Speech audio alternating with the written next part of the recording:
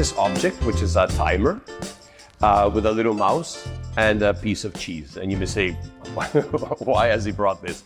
Well, I think actually it encompasses quite a lot of what we do, because in the lab, we really try to understand how tissues regenerate themselves on a daily basis, okay?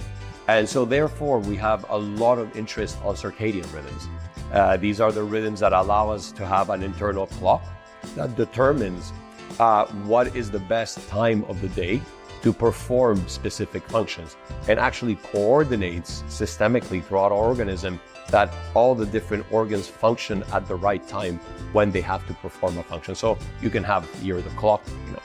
A second thing that we put a lot of effort in is in trying to understand metabolism of these stem cells, not only when they're healthy and young, but also when, unfortunately, when we develop tumors, and while we physiologically age. You know, we know that this regenerative capacity is lost, and there's a very strong influence by diet. We have seen that there's also a very strong influence by diet in certain aspects of tumorigenesis. So that's why the cheese, you know, here. And then the little mouse here on top is because my lab uses primarily mouse models.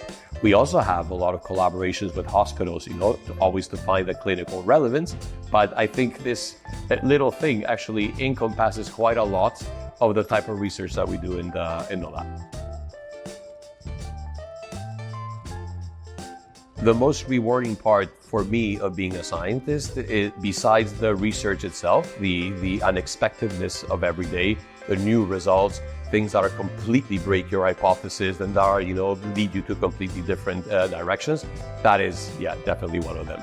But by far for me is human contact. Speaking with the people in my lab where we have no hierarchy, the opinion of the master students, PhD student, postdoc, technician, whoever is involved in the project, we all have an input at an equal level.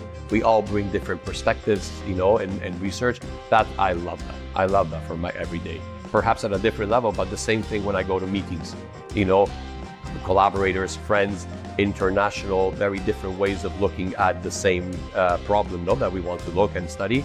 By far, that is, you know, the human contact part is the part that I enjoy the most.